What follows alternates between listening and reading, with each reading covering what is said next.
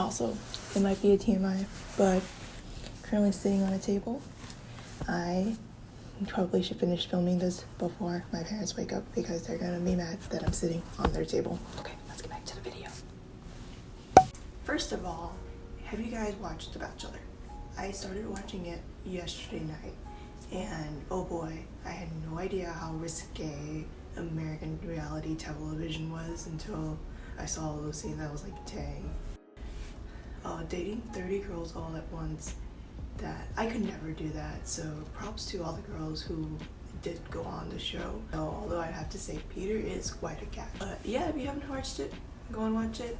I don't know how I feel about watching it as it's airing because I want to know who he chooses like now, but then there's always that exciting component of, you know, following along and like predicting. So I don't know what I'm going to do in terms of like whether I'm gonna wait or I'm gonna watch it week by week. Okay, so let's go back on topic. So today you probably stopped by because, as the title suggests, I'm going to talk about all of my January favorites. Things that made the month better, things that I loved, things that I used all month long, all here. So first and foremost, this Yeti cup. I bought it like a month or so ago and I have been using it non-stop. I was looking for something to hold hot water or like, you know, a warm drink because it is cold up here, and this basically solved, you know, all my issues, and it's relatively spill proof, and I loved it so much that my entire family now owns some form of a Yeti cup. So that goes to say how much I love it. So if you're looking for something, you know, there's a couple of months left in it being cold, then definitely feel free to pick up a Yeti cup. So this next recommendation is more of an author. Because I am on break right now, I have had a lot more time in reading, and there's this one author whose books I read a while back, but now that I'm, you know, going back to reading, I have reread all of her series and they're still very good. And her name is Brenda Novak. She is a contemporary romance author. I read two of her series. One was like Dundee, Idaho. I think that was one of them. And then the other one, it was also another small town. I forget the name. Suffice to say, I have read like every single one of them. I think what makes her books so attractive is that she's all about redemption and second chances. Like, her characters are all flawed. They are not, you know, perfect individuals leading perfect lives. They have made mistakes, but they have grown from them, and I just admired all of her characters because of that. But yes, if you are looking for an author to explore, then feel free to check her out. The way that I go about choosing authors and, you know, reading is that whenever I like a particular book, I would always look into the author and continue reading all of their work. That's one thing you probably will be expecting from me, is not necessarily an individual book, but instead an overall author. Let's go on to TV shows with them. No, it is not The Bachelor. It is actually a Korean drama that is currently airing. It's called Crash Landing on You. And it is about a North Korean and a South Korean incidentally meeting in North Korea. And I have watched a couple of video clips on how North Korea is portrayed, like what's going on in the life there, and I have to say that the drama does a very good job in trying to showcase what North Korea is like.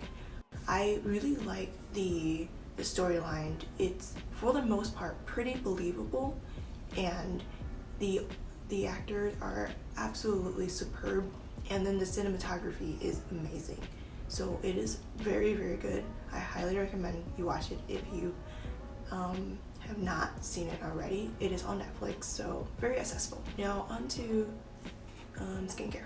Because of the winter months, I have been using more lotions than usual, and I wanted to give a couple of shout outs to the skincare that I thought were very helpful and did a very good job. So I had to change battery. My battery in my camera was running out, but I was just started on skincare, so not too crazy. But this is the Laneige Lip Sleeping Mask in the flavor Berry. They have several flavors. You don't necessarily have to get it in berry, but both my sister and I got it a couple months back. I've been using it primarily for the nighttime, and it's been doing used. So yes, the hype is real. If you're on the fence, I highly recommend you getting it because it is really good stuff. In terms of texture, it's a little bit sticky, but it's nothing that I will complain about.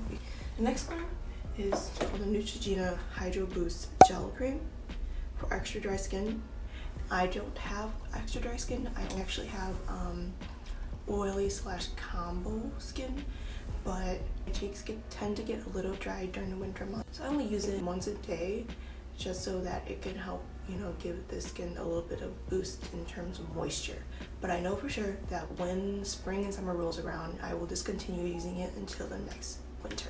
My next recommendation is the CosRx Acne Pimple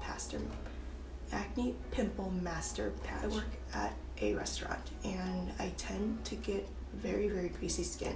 In fact, these past couple of weeks of me being there, I have broken out multiple times, and usually, TMI, sorry, usually I only get it before my, the time of the month, but nowadays I get it like randomly. So it has to be the environment.